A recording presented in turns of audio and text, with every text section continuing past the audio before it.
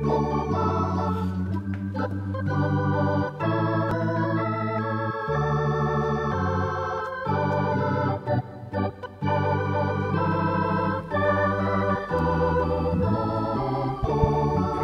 ny rafaneva fatimapolo taona ny efitsika eny.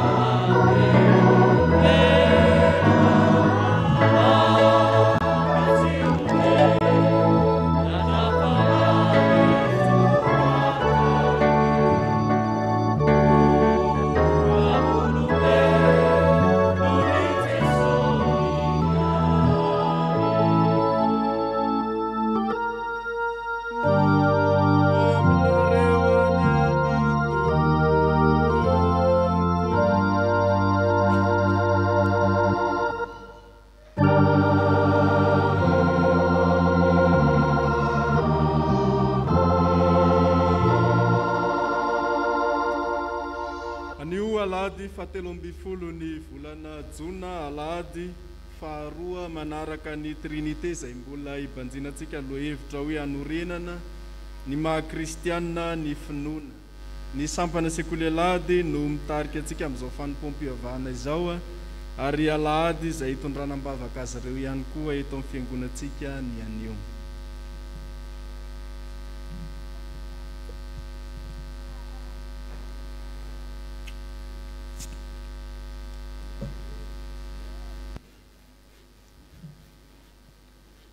Ampitombona ao aminareo anie ny famondrapo sy ny fiadanana ary ny fitiavana. Amen. Iderahantsika an'Andriamanitra dia ivakitsika miaraka ny salamo 7:30. Salamo 7:30. Andininy voalohany ka hatramin'ny fahavalo.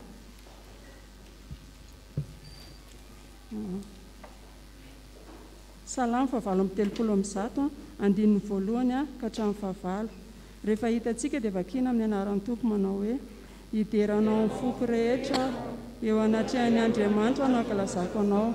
hivavaka manandrify ny tempolinao aho ka hiderany anaranao noho ny famindram-ponao sy ny fahamarinanao fa efa nomenao voninahitra ny teninao ho ambon'ny anarana rehetra tamin'ny andro ny tarainako dia namaly ahy ianao nomenao fahasahianao ka nijery ny fanahy Jehova hideranao ny mpanjaka rehetra amin'ny tany fa endreny tenin'ny vaovao izy eny hihira amin'ny lalan'i Jehova izy fa lehibe ny voninahitra Jehova fa na dia lavo aza Jehova dia mijery ny ambany toetra ary mpiavinavina fatany eny laveny na dia andeha ao amin'ny fahoriana aza aho dia amelona ahy ianao aninditra ny tananao anoatra ny fahatezerany fahavaloko ianao ary amonjy ahy ny tananao ankavanana Jehova no nateraka ny amiko Jehova mandrakizay ny famindramponao aza mahafoy isan-tananao amen ira 12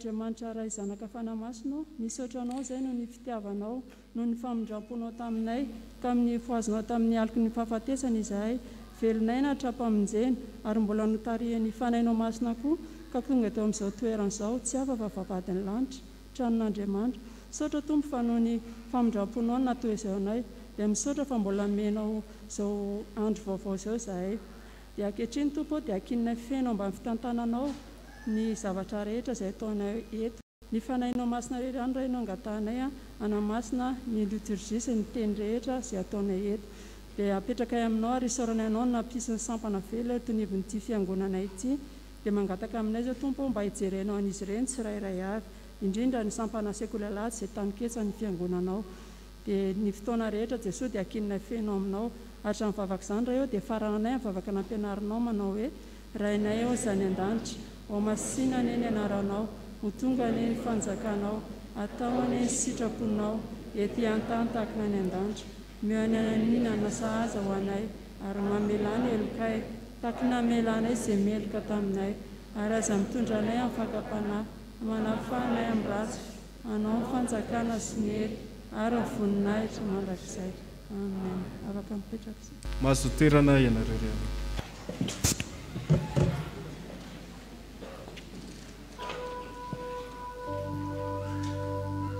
Oraitsika ny ravolahatra ho mbola tsy niomana hira ny sekoly lahy raha tsy diso a.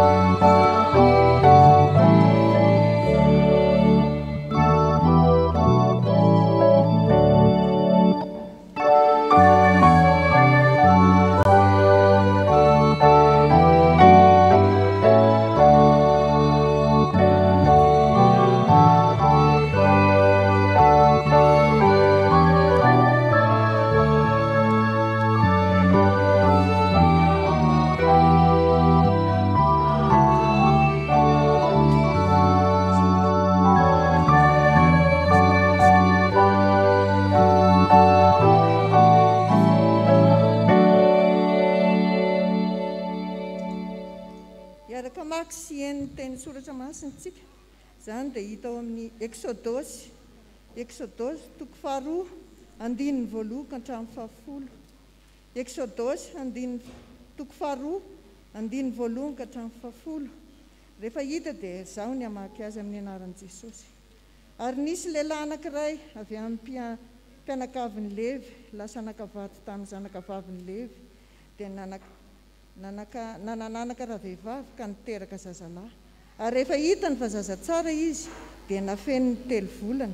Ary rehefa tsy azo ny nafenina intsony izy dia nangalany fiara zozoro ka nopetahany asfalta sy dity ny fiara dia napetrany tao ny zaza. Ary napetrany tao anaty zozoro teo amoron'ny ily ny fiara. Ary ny anabavy ny janona teny lavidavitra eny mba hahita izay atao aminy. Ary nidina ny zanakavavy ny Farao mba andrao tao miely. Ary ny ankizivaviny nitsangatsangana teny amoron'ny ily. Ary raha nahita ny fiara teo anaty zozoro ny zanakavavy ny Farao dia naniraka ny mpanompo vavy iray izy ka napaka azy. Ary noho ny sokafany dia hita ny zazakely ary indry fa zazalahy mitomany. Dia namindra fo taminy izy ka nanao hoe isan'ny zanaky ny Hebreo ity. Dia ho kosa ny anabaviny tamin'ny zanakavavy ny Farao, andeha akapitaiza amin'ny vehivavy Hebreo va ao akaty aminao mba hitaizany zaza ho anao. Ary hoy ny zanakavavy ny Farao taminy, andeha ary dia lasa raha zazavavy ka naka ny reniny zaza.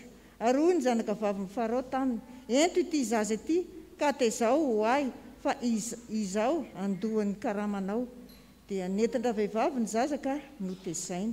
Ary rehefa lehibe ny zaza dia nentiny tao amin'ny zanakavavy ny Farao izy ka dia tonga zanany.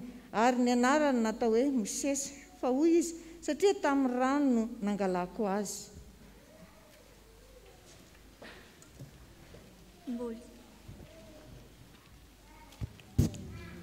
Mbola itony vaky teny izany dia hitantsika ao amin'ny epistily ho an'ny Romanina toko 12 andininy 7 ka hatramin'ny 9. Romanina toko 12 andininy 7 ka hatramin'ny 9 amin'ny anaran'i Jesosy. Fa noho ny fahasoavana nomena dia izao no lazaiko amin'ny olona rehetra izay ao aminareo, aza miavinavikevitra ka mihevitra mihoatra noho izay tokony hoheverina. Fa mihevera izay honiny araka ny ohatra ny finoany izay nozarain'Andriamanitra ho anareo avy. Fa toy ny ananantsika zavatra maro momba ny tena iray, nefa tsy mitovy asa izay rehetra momba ny tena, dia toy izany koa isika, na dia maro aza dia tena iray ihany ao amin'ny Kristy, ary samy miara-momba ny tena isika rehetra. Ary satria manana fanomezam-pahasoavana samihafa isika, araka amin'ny fahasoavana izay menantsika. Raha faminanina dia aoka atao araka amin'ny ohatra ny finoana.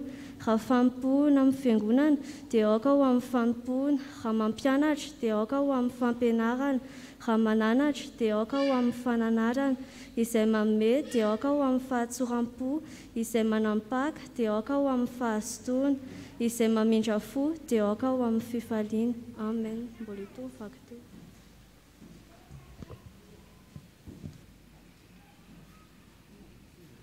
Mbola tohizantsika famakiana tena soratra masina izany dia hitantsika eo amin'ny Jaona toko voalohany andriny 5:30 ka hatramin'ny 2:7.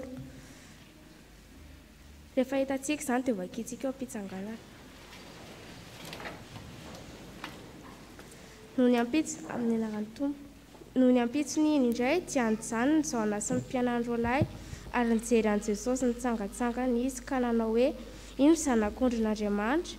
Ary ireo mpianatra ireo lahy ireo rehefa nandray azy niteny dia nanaraka an' Jesosy.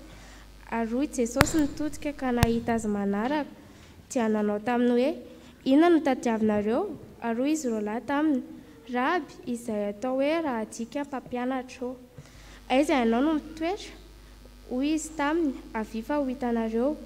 Koa dia nandeha izy ka nahita azy ny toerana izay ary nitoetra teo aminy tamin'izany andro izany. Ary efa tokony ora 10 tamin'izay, Andrea rahalahy Simon Petera no anankiray tamin'izy ireo lahy izay nandray ny tenin'ny Jaona ka nanaraka an' Jesosy. Izy no nahita ny Simon rahalahy aloha dia hoy izy taminy, efa nahita ny Mesia izahay, izay atao hoe raha adika ny Kristy. Dia nitondra azy ho any amin'ny Kristy izy. Ary no nijery azy Jesosy dia hoy izy, ianao ny Simona zanak' Jaona, ianao no atao hoe Kefasy, izay atao hoe raha adika Petera. Amen. Ray masonao manamasinana amin'ny fahamarinana, fanontenanao fahamarinana. Amen.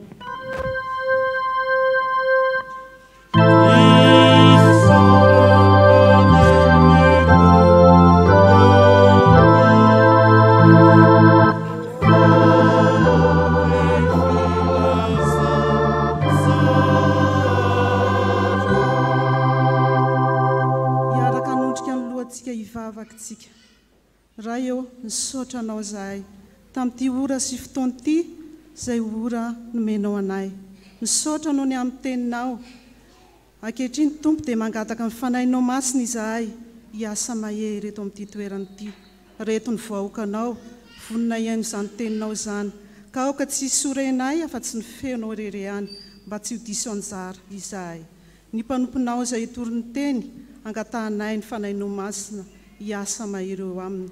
Hipetraka ao amin'ny vava ny teninao Tompo, dia mitenena araka amin'ny fombanao fa vonona iainaonao izahay.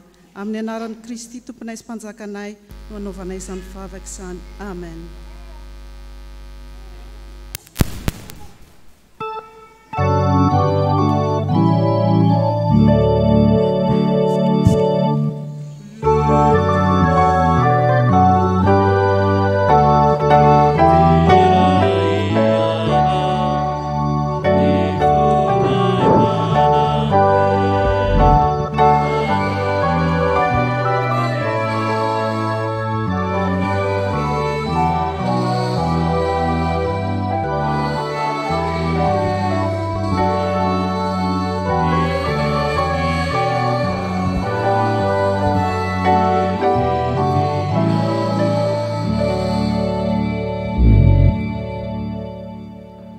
Toerana isika riabana. Ho aminao rehetra ny fahasoavana mba ny fiadanana avy amin'Andriamanitra raintsika sy Jesosy Kristy Tompontsika. Amen. Ny filazantsara ny soratan'i Jaona, toko voalohany. Jaona mpanao batisa no olombelona voalohany nanambaran'i Jesosy ao amin'ny filazantsarany Jaona. Tsy mba tahaka ny any Matio, Lioka nisy nanambara ohatra hoe Simeona, Iana, nanambara azy Zakaria, ny anjely. Fa amin'ny Jaona, filazantsarany Jaona dia Jaona mpanao batisa no olombelona voalohany nanondry azy. Izy nanao teny malaza hoe indro ny zanak'Andriamanitra zay manaisitra ny fahotan'izao tontolo izao. Ny mampiavaka ny fiandohan'ny filazantsarany Jaune koa dia Jesosy zany ny rehefa nanomboka ny asa dia naka mpianatra, nanao recrutement zany. Amin'ny filazantsara sinoptika efa nitoroteny aloha izy, efa nampianatra aloha izy zay vao naka mpianatra. Fa amin'ny filazantsarany Jaune zany ny mpianatra ny nalainy voalohany. Ary izay no ka tsika afatra ifampirantsika ny teny hoe mpianatra dia ilazana ny kristianina ao amin'ny asan'ny apôstôly sy ao amin'ny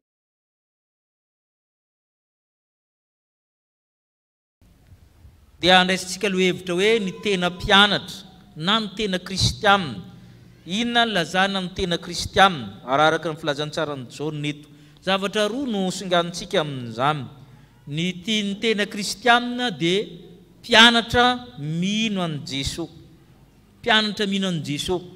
Ny faharoa ny tena kristianina dia mpianatra noraisin'i Jesosy. Mpianatra noraisin'i Jesosy. Ho resantsika ilay hoe mpianatra mino an Jesosy. Voalohany aloha ny teny hoe mino amin'ny Jaune dia tsy mitovy amin'ny filazantsara hafa. Ny filazantsarany Jaune tsy mampiasa ny teny hoe finoana. Tsisy ao ny teny hoe finoana, fa ny teny hoe mino ao.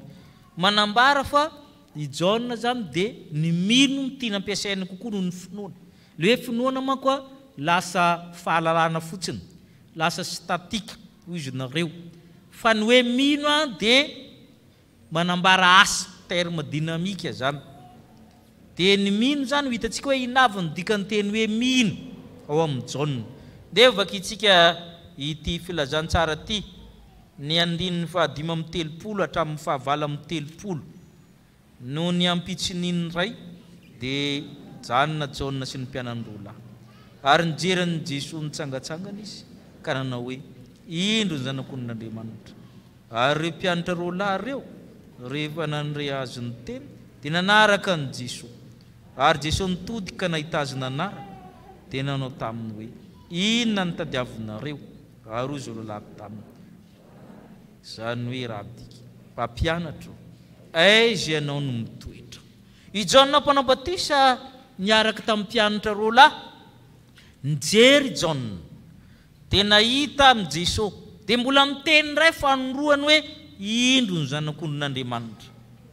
Jereo amin'izay ny tohiny ireo 5:30 ireo mpianatra roalahy izy rehefa naninona nandre azy ny teny dia naninona. Izay ny dikan'ny teny hoe mino, olona mandre ny ainy ka nankatoa, nandre ny tenin'Andriamanitra. Izay ny dikan'ny teny hoe mino voalohany indrindra. Nandre ny tenin'Andriamanitra. Tenin'Andriamanitra tahaka ny Israely taloha hoe Shema Israel, mihaino Israely. Ny olona mino zany dia olona nandre ny tenin'Andriamanitra, nandre miteny. Izay aloha zany miainga eo ilay izy, mandre ny ainy nankatoa. Izay no atao hoe olona mino, izay ny mpianatra, ny fihainoana ny mampianatra ny mpianatra. Dia izy ireo koa zany nanaraka. Ny mino zany amin'ny mandre zany amin'ny teny greka hoe akouona, zao ny teny hoe acoustique. Écouter zany hearing amin'ny teny anglisy to hear. Dia io zany tena zava-dehibe amin'ny finoana amin'ny tenin'ny Paoly hoe fa ny finoana dia avy amin'ny toriteny na ny zavatra henona, ary ny toriteny dia avy amin'ny tenin'ny Kristy. Ny olona mino zany dia ny olona mandre ny aino ka nankatoa dikany. Dia avy eo izy manaraka akoloteona, zao ny teny hoe akôlita, mpanaraka, follow, suivre, manaraka. Io manaraka io koa tsy teny tsotra fa misy fifindrano-toerana, misy fikisahana. Translation zany fa tsy homotesi. Zay le olona eo zany. Le manaraka zany mino koa ny dikan'io. Zany hoe ny teny hoe mino zany dia polysemi, teny maro dika. Manaraka zany mino koa ny dikany. Ny manaraka dia mankatoa. Zay koa ny dikany ao anatiny. Hitanareo fa iverimberina eo ny teny hoe manaraka sy mahita. Zay io. Dia manontaniany Jesosy, inona ny tadiavinareo? Ny olona mamino koa zany dia olona mitady. Chercher, mitady zany izy, toloko fort. Olona mitady. Tanareo fa tsy teny tsotra akory na teo hoe mino amin'ny John. Ary zay mahatonga andininy fahavala amin'ny telopolo hoe Jesosy nitodika, nahita azy nanaraka.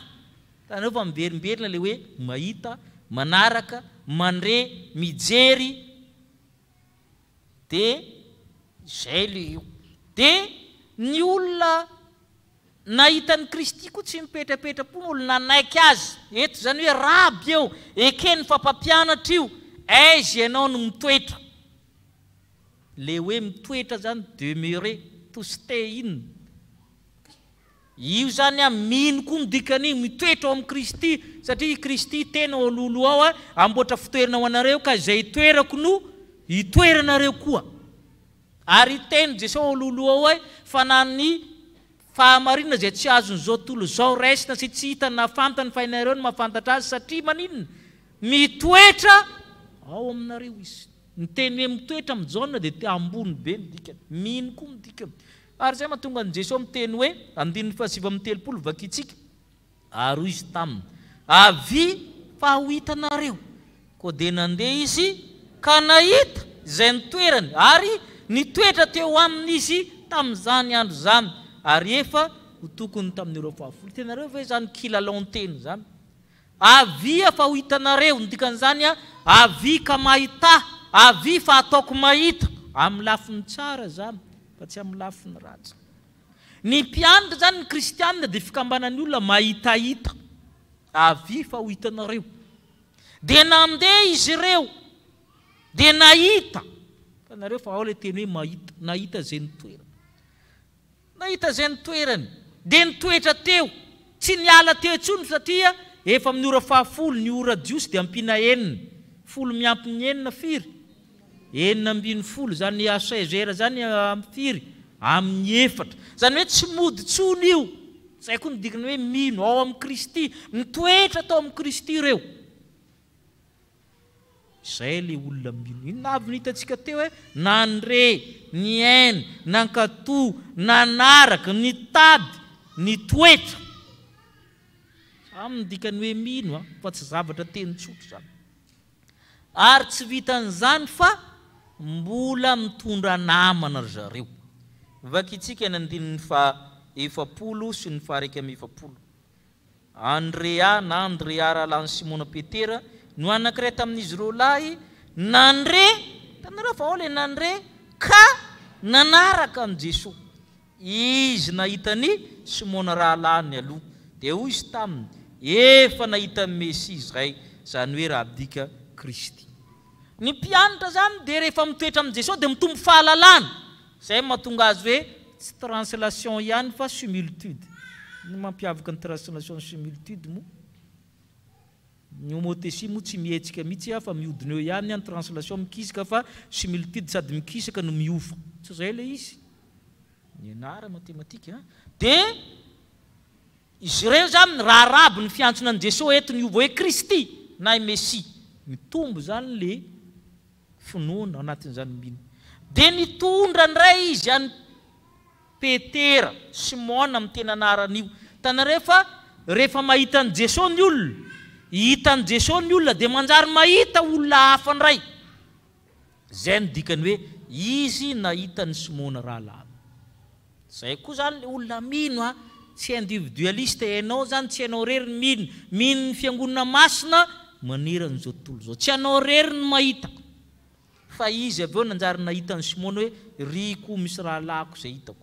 Ary io ny fiainana kristianina ry havana. Itsika zany dia nahita amin'ny Jesosy, dia hita amin'ny Jesosy, dia nahita olona hafa koa.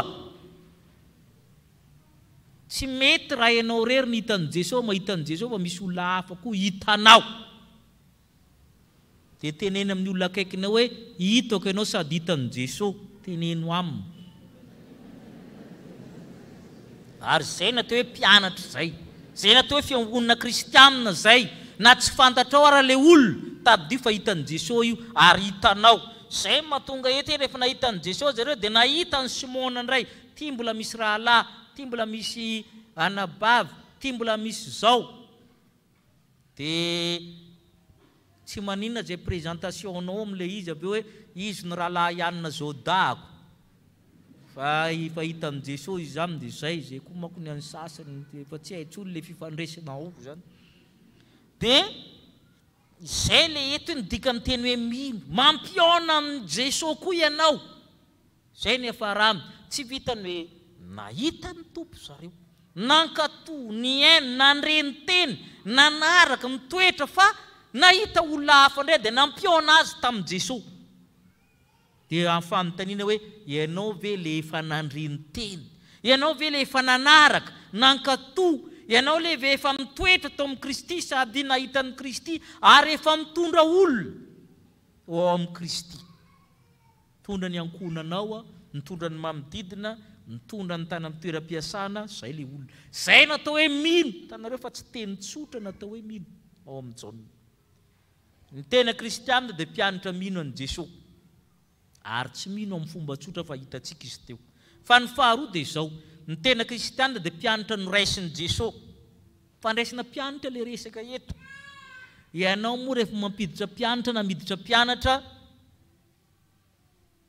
vitany hoe mirotsika ihany ianao dia misoratra anarina sa tsy maintsy manaiky koa le mpampianatra vao tafiditra ianao ahoana izy nareo zay tsy maintsy manaiky le sekoly fa tsy tafiditra ianao ny ninona ataonao fa tsy maintsy manaiky le mpampianatra zay indray nijerentsika hoe ny tena kristianina dia mpianatra no raisin'i Jesosy mila manaiky izy ahoana hitantsika ny anjara toeran'i Jesosy amin'io verenantsika ndray le tantara teo 9:30 vakitsika 9:30 sy ny 7:30 ary Jesosy nitodika ka nahita azy nanaraka dia nanao taminy hoe inona ny tadiavinareo dia hoy izy roa lahy rabo nazay aty mpampianatra aiza ianao no mitoetra dia hoy izy taminy avy fa ho hitanareo ka dia nandeha izy ka nahita izay nitoerany ary nitoetra teo aminy tamin'izany andro zany ary efa tokony amin'ny roafavo i Jesosy zany tsy mipetra-potsiny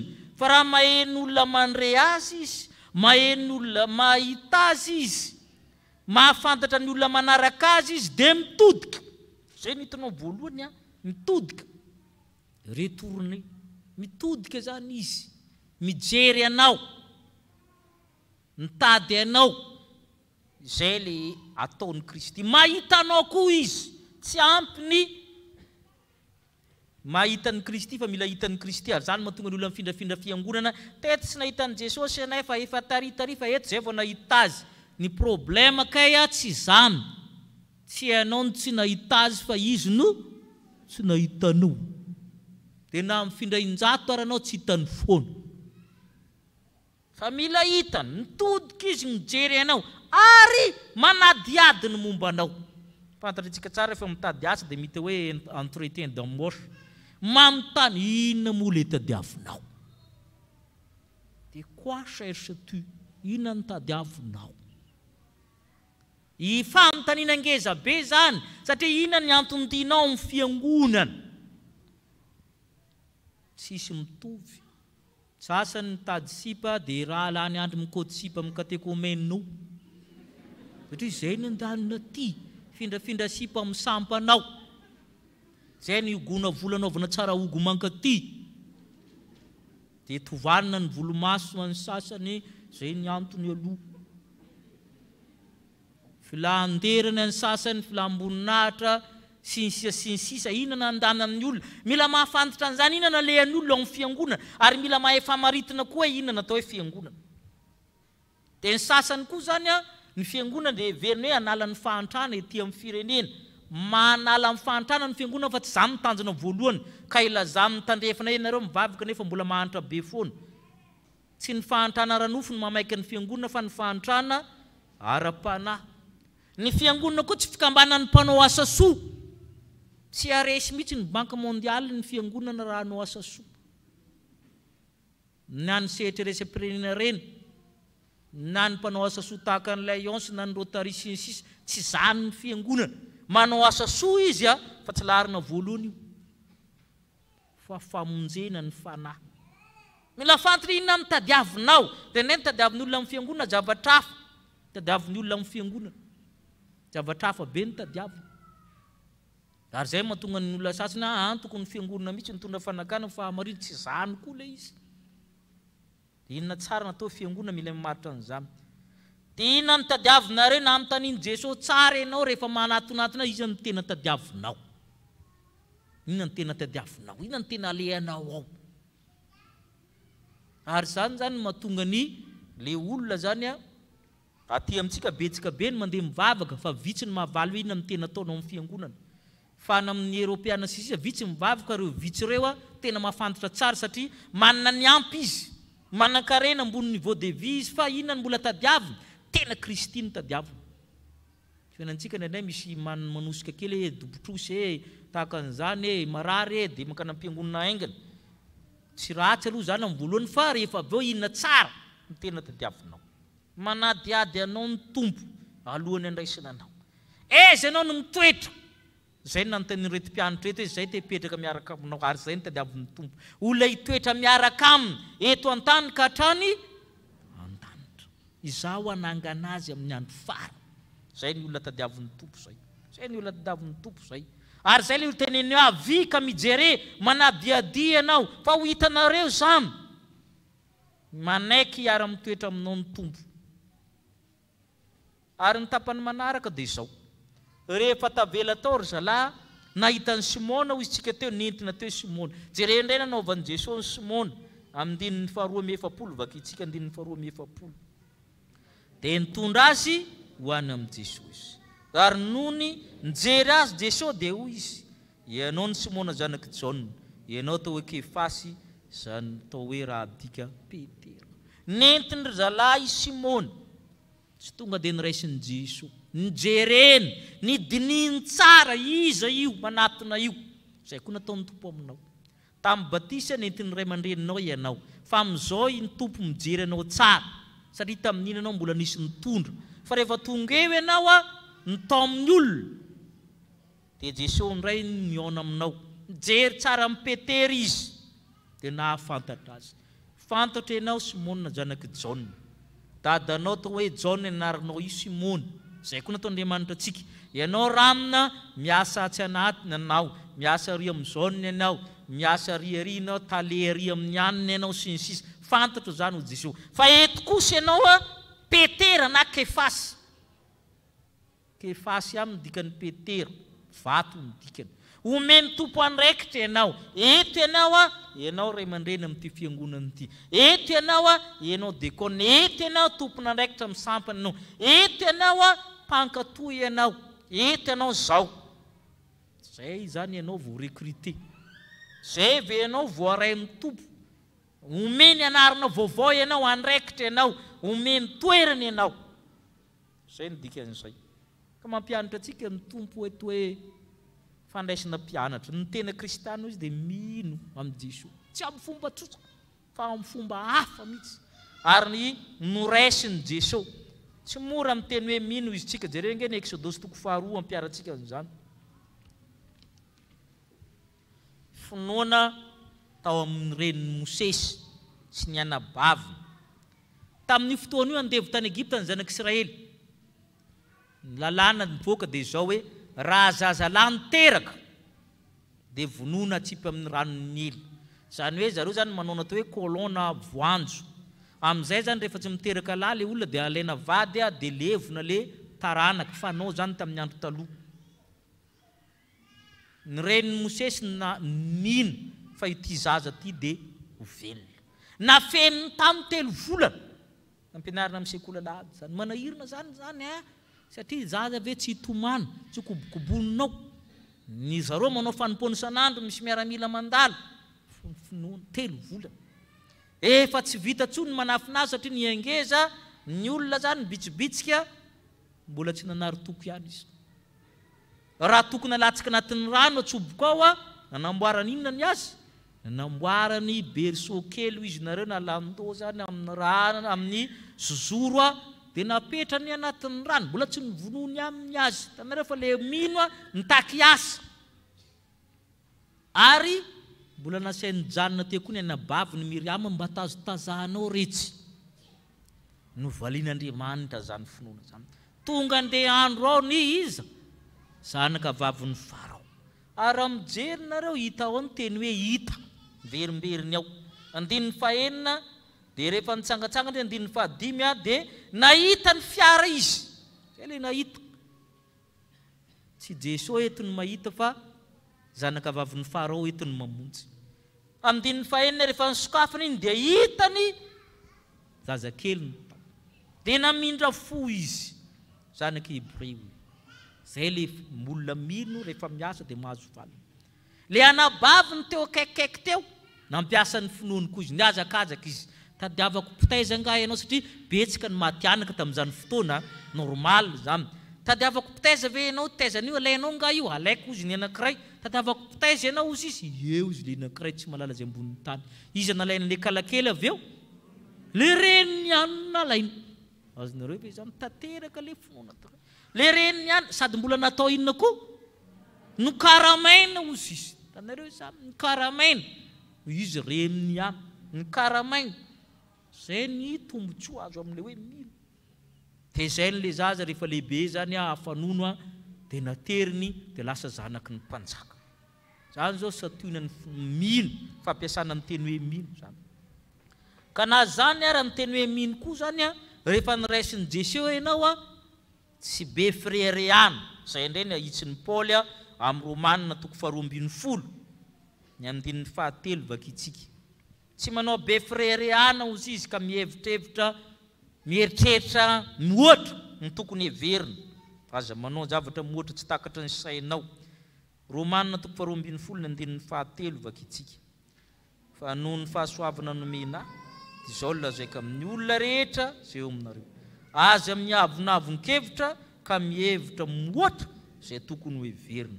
Fa mihevera araka ny onony, araka ny ohatra ny finoana zay nijeren'Andriamanitra taminareo aby.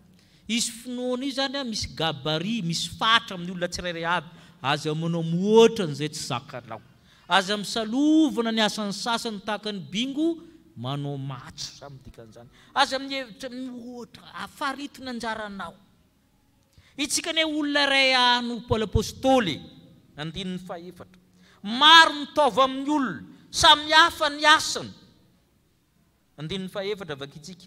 Fa toy ny ananantsika zavatra maro momba amin'ny tena iray, nefa tsy mitovy ny asan'izy rehetra momba amin'ny tena. Tsy mitovy zany ny asan'ny tanana, ny asan'ny tongotra, ny asan'ny kibo tsy mbola mosina. Tsy mitovy ny asan'ny rehefa miara-miasa ireo. Betreto hoe ny masonao mifindrana amin'ny toerany sofina. Banao ny nataonao rehefa mijery ohatra ny dokotra. Zay no manahirana amin'ilay izy. Raha ny oronao ny findra tany amin'ny sofina, manahoana ny fametrahanao le arovava sy orona. No nahirana ihany. Efa misy toerana ametran'Andriamanitra ny olona tsirairay izy Paoly ka aza midepasy io samy amin'ny plate-bandiny io. Zay mahatonga azy miteny hoe amin'ny 9 ka hatramin'ny 9 amin'izay hoe misy fahasoavana izy nomenanao. Misy ny mpaminany, mpitory-teny, ataovy tsara izy izy. Misy manao fanompoana, dekona, ray aman-dreny, ina, ataovy tsara izy izy. Misy ny mampianatra, mampianara tsara. Misy ny mananatra, mananara tsara. Misy ny mpanome, manao asa amin'ny fiangonana, manome fitaovana sy ny sisa, ataovy amin'ny fahatsora-po. Misy mitondra olona, ataovy amin'ny fahazotoana. Misy mamindra fo, ataovy zany rehetrarehetra zany ho Paoly apôstôly. Ataovy zany rehetrarehetra zany. Fa aza manao mihoatra ny amin'ny asa ataonao amin'ny olona tsirairay avy. Eto ry havana ny mampianatra antsika ny fandraisana mpianatra, ny mpianatra ozy izy. Ny kristianina dia mpianatra mino an'i Jesosy. Ary io mino io teny sarotra io amin'ny jaune, tsy mora. Nisy fikisana, misy fiainona, misy fanarahana, misy fanoloran-tena, misy fitoerana amin'ny Kristy. Ary tsy vitany hoe hitany nahitan'ny Kristy ny olona tamin'ny finoana fa mila hitan'ny Kristy.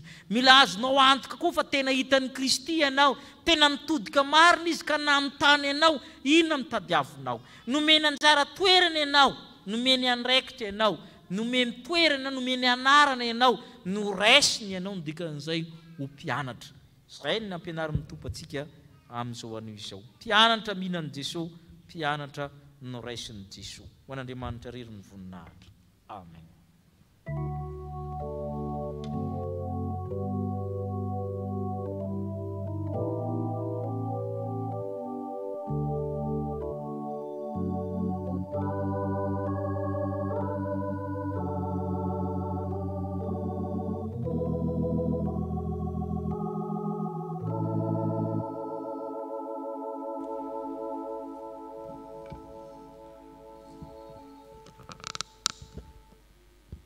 Ry havana malahatra ao amin'ny tompo tsy nahatanteraka ny sitrapon'Andriamanitra isika rehetra koa andeha ifona iaiky ny tsy fahatanterantsika izany anaraka ao am-potsika izao vavaka fifonana izao. Ivavaka isika.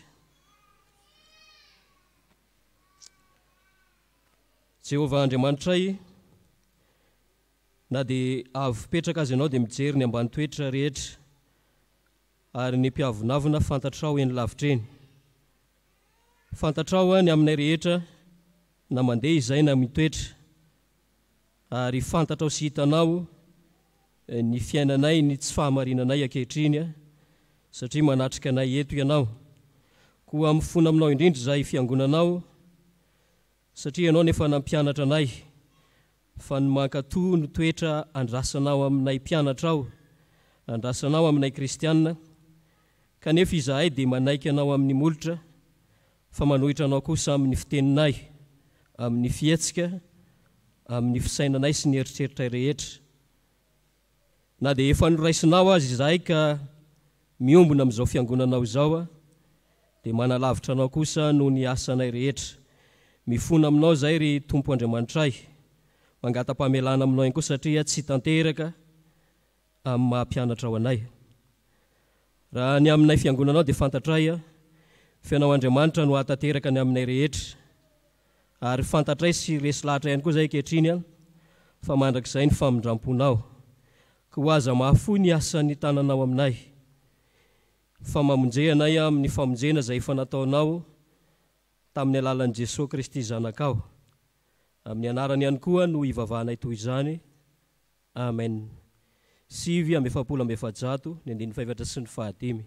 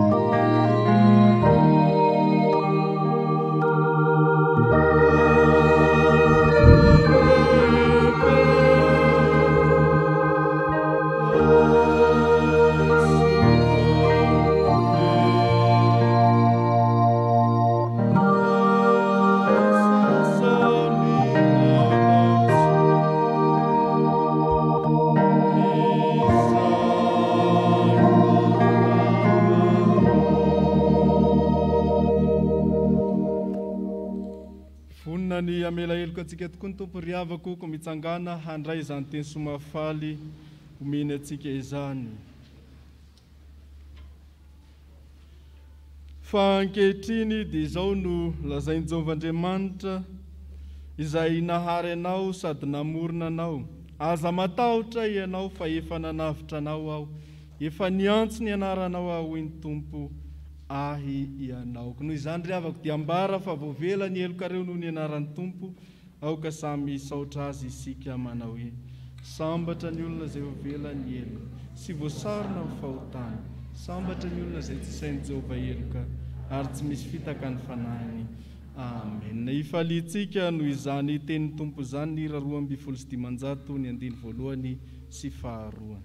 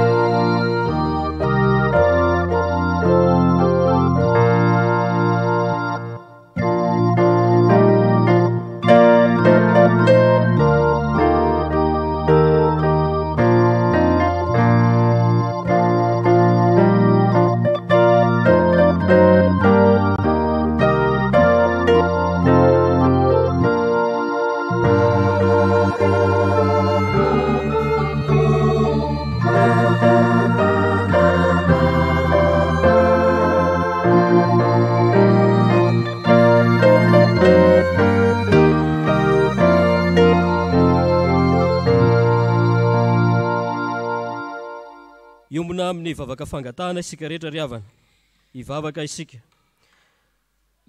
Andriamanitra Tomponay eo, efa nomenao voninahitra ny teninao ambony anaranao rehetra, dia ny teninao izay nampianatra anay andray ankehitriny ny tena kristianina, dia izay mino anao Jesosy Kristy Tomponay ary izay rehetra efa noraisinao any aminao ihany koa.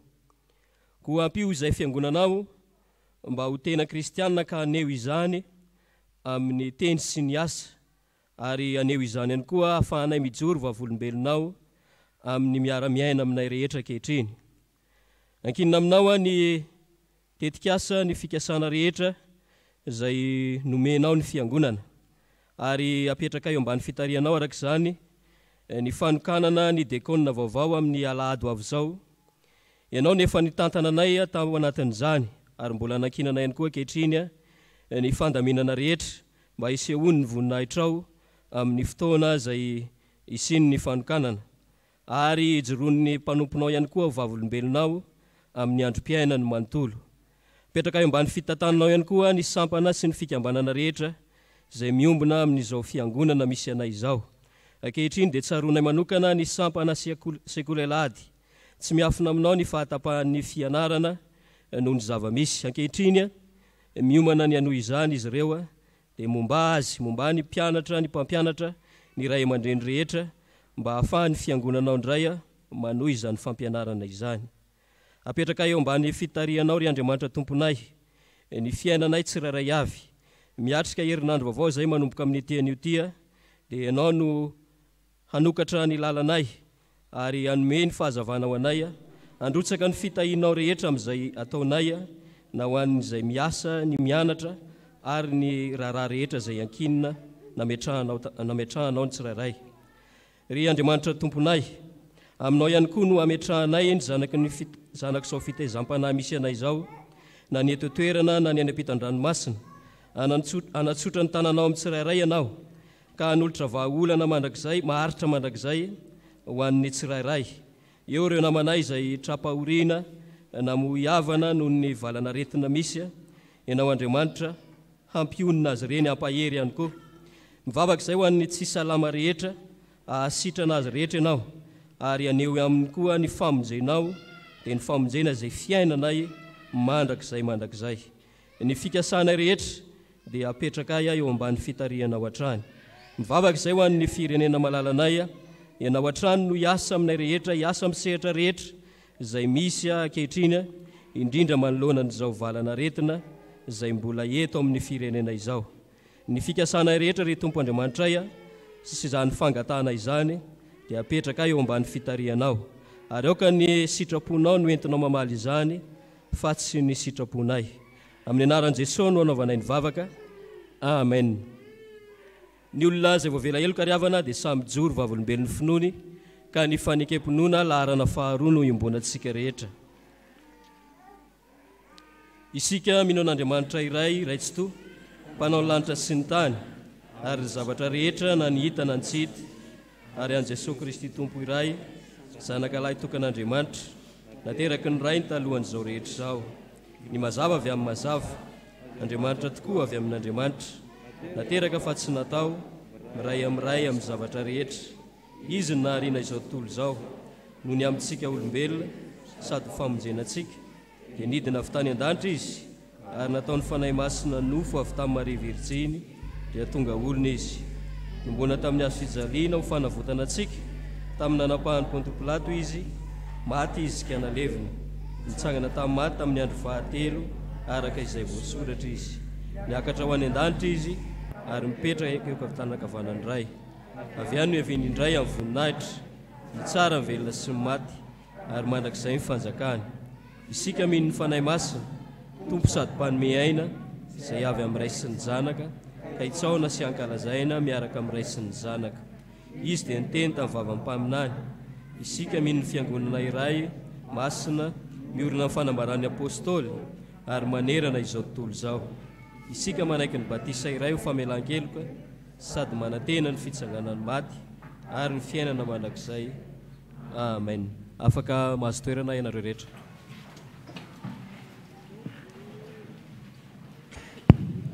Misaotra ny tompontsika riavana ny amin'ny fahatanterahany fotoana ny tapany voalohany, iroso amin'ny tapany manaraka tsika ny anio ny fiangonana iarabana ireo solitena, ny abana ny reniny rehetra ary anehoana ny solitenan'izy ireo amin'ny fomba hita maso, dia mangataka ny tompona andraikitra amin'izany tsika iroso avy hatrany amin'izany.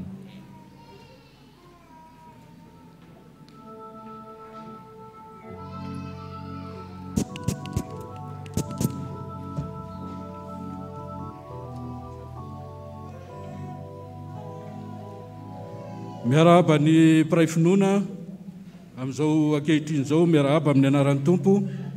Faly miarahaba antsika rehetra satria fanatrotavy eto tsika, salama vatana, salama saina, na dia ao anatin'ny ame anara-pahasalamana aza. Misaotra ny Tompo sika vory eto noho ny amin'izany. Voalohanteny dia mitondra ny tenin'ny fialan-tsiny ny filohan'ny fiangonana, satria dia namitahiraka miaraka amin'ny fanjakana ka tsy atao toerana. Araka ny voasoratra tokoa amin'ny 3T dia misy ireo fandaharam-potoana lehibe izay tokony totosaina kanefa tsy vita.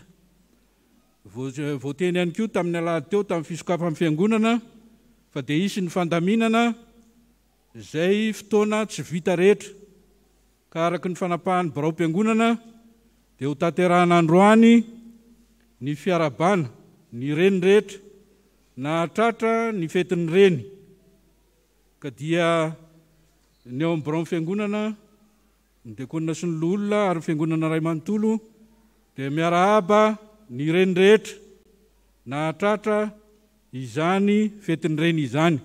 Tsy adino akory ny reny na dia fa lasa ary ilay fotoana, fa dia araka ny fandaminana dia izao tokoa no fotoana ifampiarabana ankafaliana anareo reny rehetra. Ka indramina ny tenin'ny anjely manao hoe arabaina ary ilainao soavina ny Tompo ombanao. Ny Tompo tokoa ane ombanareo reny amin'izay adidy mavesatra sahanina, indrindra moa amin'izao ame anara-pahasalamana zao tena ilaina mihitsy ny reny, satria ao amin'ireny dia misy ny tambitamby, misy ny teny malefaka hoentina misedra izao ady mafy izao. misy ny zavatra nikarakaraina ny eo amin'ny sampana sekoly lahady dia manasa ny filohan'ny sekoly lahady hiakatra ty anoloana andray ny fitenenana.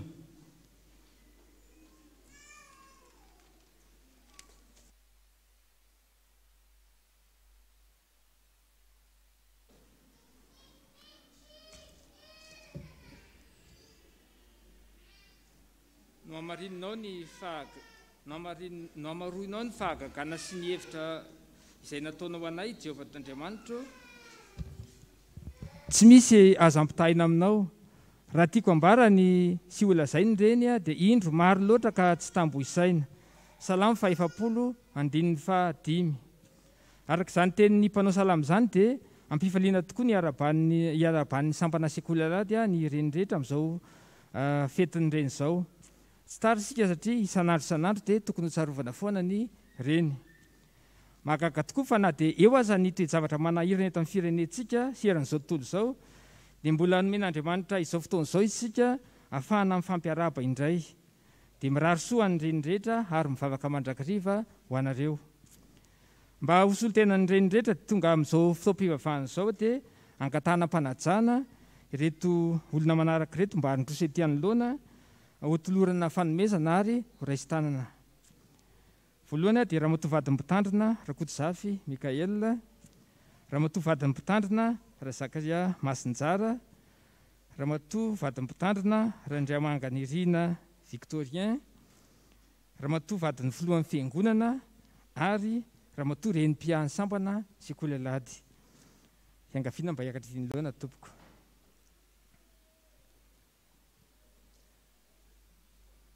Dia asaina ny ankizy mba hanolotra ny fanomezana.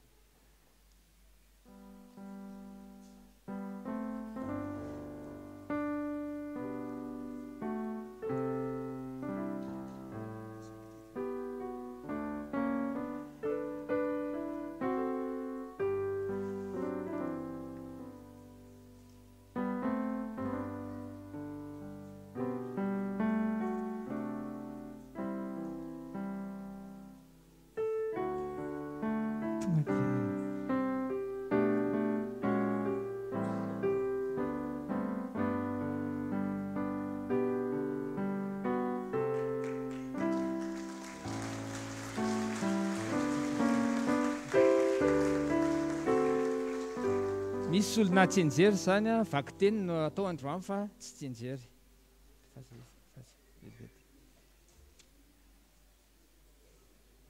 Amin'izao fetiny reny izao dia fifaliana ho anay. Dia fifaliana ho anay no manolotra ten'Andriamanitra ho anareo rineny araka izay hitantsika ao amin'ny ohabolana toko 1:30 andimy 10 ka hatramin'ny 1:30. Ovakitsika amin'ny anaran'i Jesosy, izany dia milaza ny amin'ny fankalazana ny vehivavy izay sady tsara no mazoto. Izy no mahita vehivavy tsara fa ny tombony dia mihoatra lavitra noho ny voangy, matoky azy ny fon'ilay ary tsy mitsatra ny fanambinana azy. Soa ataon'indray vehivavy aminy fa tsy ratsy amin'ny andro rehetra iainany. Misavolon'ondry sy rongony izy ary mazoto miasa amin'ny tanany, toy ny sambony mpandranto izy ka avy any amin'ny lavitra no hitondrany aniny. Mifohy izy raha mbola alina ka manome anina ho an'ny ankohonany sy anjara ho an'ny ankizivaviny. Mihevitra say izy ka mahazo azy, ny vokatry ny tanany no anaovany tanim-boaloboka. Misikina ery izy ary atanjainy ny zandriny, hitany fa tsara ny tombom-barony ary tsy maty jiro mandritra ny alina izy. Mandray ny fiazona mboafo izy ary ny tanany miazona ny ampelo. Manatsotra ny tanany amin'ny ory izy, eny mamelatra ny tanany amin'ny mahanitra. Tsy manay ny oram-panala ho amin'ny ankohonany izy, fa ny ankohonany rehetra samy voatafy volon'ondry mena avokoa. Manao firakotra ho azy izy, ny fitafiany dia rongony fotsy mandika sy lamba volomparasy. Ny lay dia hajaina eo am-bavahady raha miara-mipetraka eo amin'ny loholony. Manao akanjo ariry madinika raha vehivavy ka mivarotra izany, ary fehikibo no amidiny amin'ny mpandranto. Ery sy vonaitra ny fitafiany ary ny andro vavy dia iomehezana. Manokatra ny vavany amin'ny fahendreny izy, ary ny lalan'ny famindram-pony eo amin'ny ilany. Mitandrina tsara ny ataon'ny ankohonana izy, ary tsy hiomana ny mofon'ny fahalainana. Ny zanany mitsangana ka midera azy hoe sambatra, ny lay koa mitsangana ka midera azy hoe maro ny zazavavy nanao soa, fa ianao manoatra noho izy rehetra. Fitaka ny hatsaram-bika ary zava-poana ny hatsaran-taremy, fa ny vehivavy matahotra ny Jehovah ihany no hoterahina. Omeo azy ny avy amin'ny vokatry ny tanany, ary aoka ny asany hidera azy eo am-bavahady. Amen. Izany tokoa ny reny hitantsika fa sarobidiny reny ary mahavita zavatra tsy eritreretiny saintsika. Angatahana ny ray aman-dreny-mpitandra mba hitondram-bavaka ny reny rehetra. Mangataka ny reny rehetra hitsangana. Tompo misaotra anao izay amin'ny fahasoavanao, menao ny taranaki-iva satria aina izany. Izany natao hoe iva aina. Ireo ny fitohizan'ny aina, ao ny reniny teraka, ao ny reniny taiza, zanaka ara-panahy, zanaka ara-nofo, ireo no loharano mahatonga ny fiangonana ho fiangonana satria ireo no mitaiza anay. Koa mivavaka izay miarahaba azy ireo no amin'ny fahasoavanao, nahatratra izany fotoana natokana izany. Tsy ny fotoana ny zava-dehibe fa izay mahatsiaro azy ireo am-bavaka. Toahan'ny fanahy mazoto io amin'ny tokantrano na amin'ny asa ny velany mba hiavaka ny reny Kristy aminy. Ho tena mpianatra mino anao. Ho tena olona ny raisinao ka mitoetra ao aminao izy ireo. Ao ny reny izay tratra ny fahasahiranana. Ao ny reny any am-ponja. Ao ny reny marary. Ao ny reny miasa. Ao ny reny mikarakara tokantrano.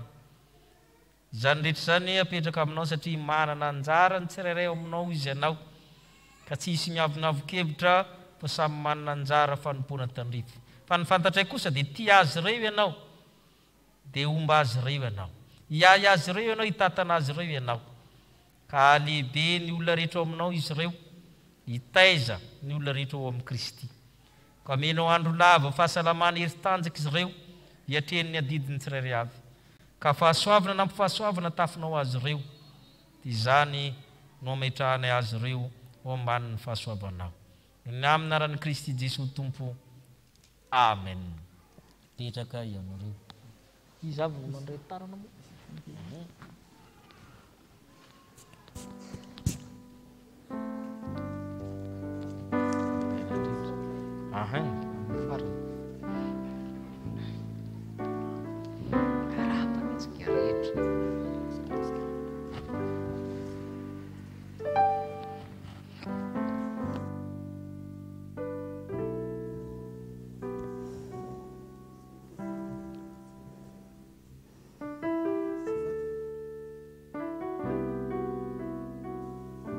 Eny tompoko,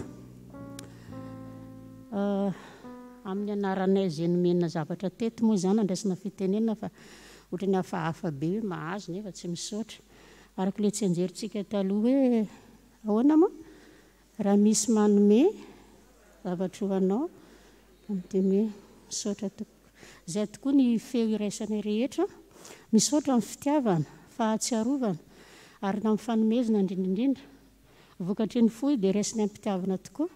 Andriamanitra ny fiadanana ny hitoetra amintsika tsirairay avy, hanome ny fahasoavana, hitantana antsika. Amin'ny herintaona miampy ny isan'ny rena atao amin'ny fiangonana satria efa misy ihany izao mikasa tokantrano. Efa mitondra ohatrohatr'izay dia manaova mora daholo izay anao ary vavaka ho anareo. Dia misaotra ny tompo izay ary misaotra anareo ihany koa. Voninahitra ho an'Andriamanitra irery ihany. Misaotra tompoko.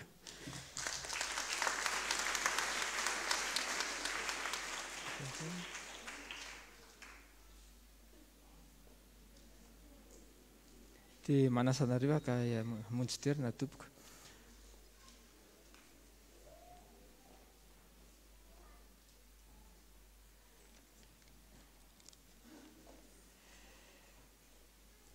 Dia ho an'Andriamanitra irery ihany ny voninahitra fa ao amintsika kosa ny fiadanany.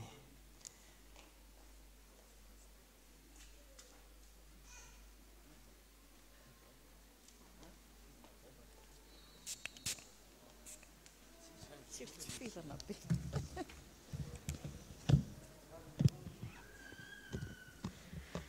Dia mbola faly miarabantsika ry havana natratra izao andro anio izao ary noho ny fitiavany lehibe no tsy nanolanitra antsika ary dia mbola manona ny fiadanan'ny tompo ihany koa.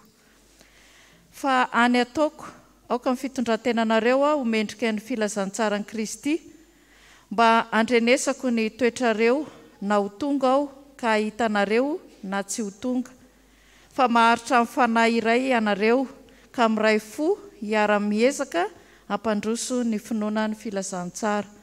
Izany teny izany dia hita ao amin'ny Filipiana 4:7-20. Mijanona ny filohan'ny sampana sy ny solotenan'ny sampana rehefa vita ny fanompo-pivavahana.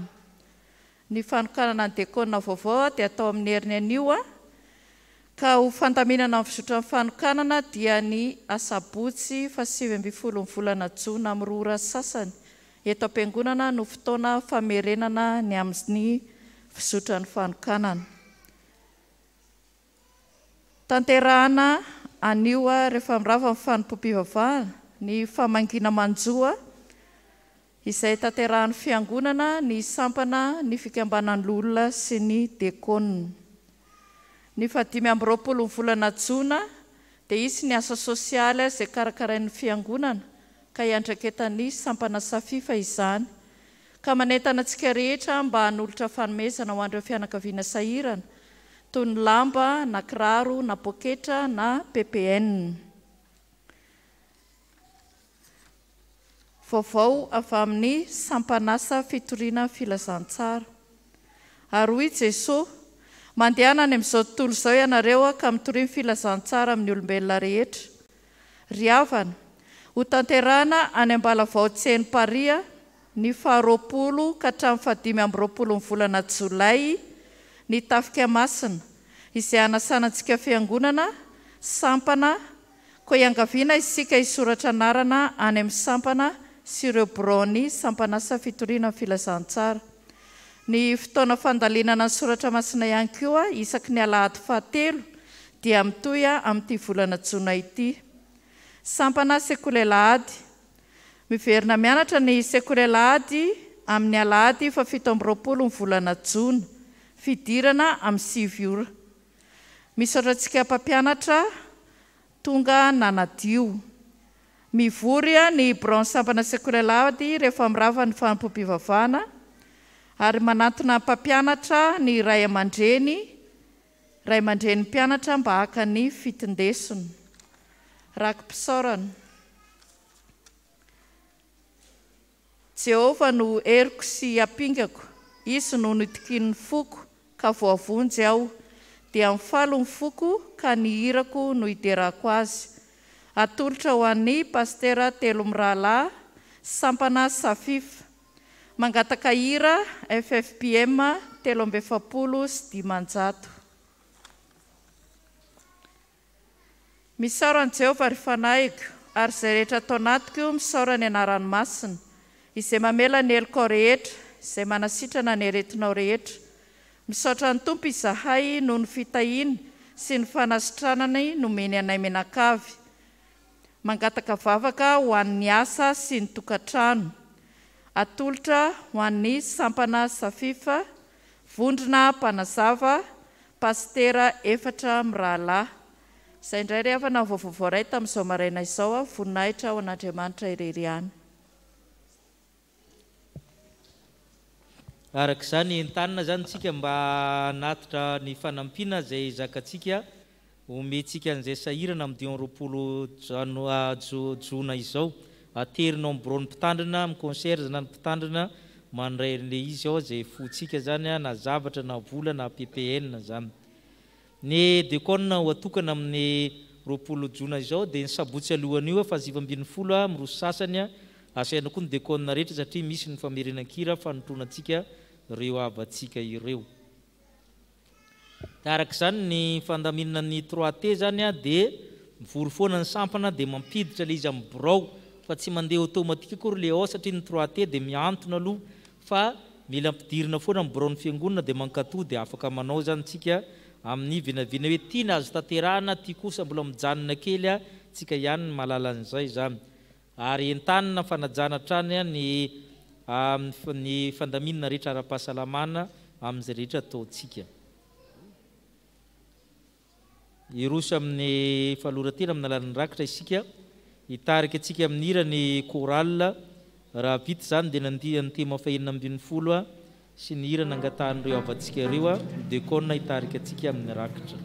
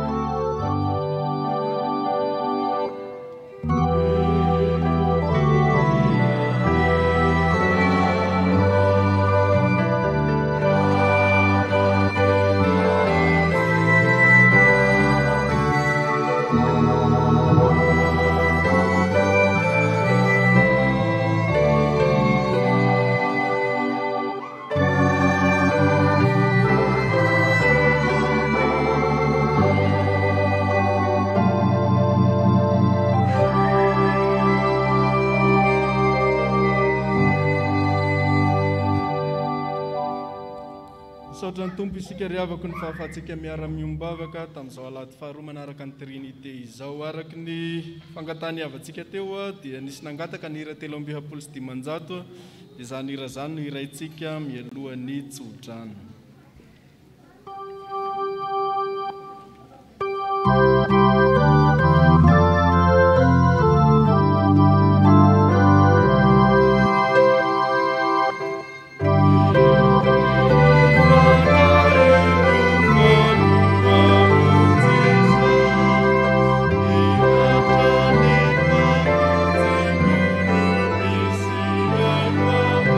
Era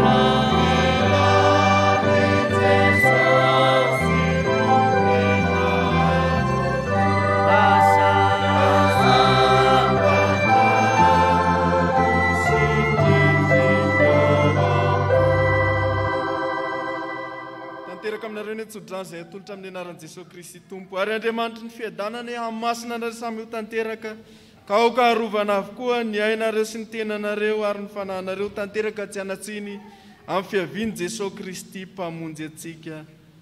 Amen. Mahazo toerana ianareo.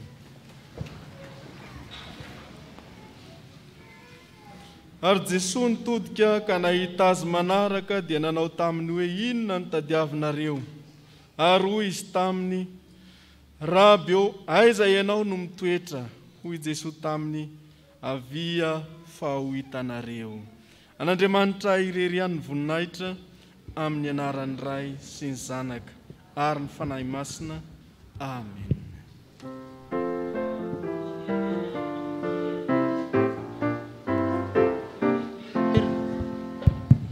Angatana ny teknisianina rehetra hifanrimbona amin'ny sary sy ny feo fa misy zavatra tsy dia tomombana ao ambony ao fa fotoan-dehibe ny amin'ny heriny dia mba mifanatiny nareo zany manamboatra izay zavatra simba ao.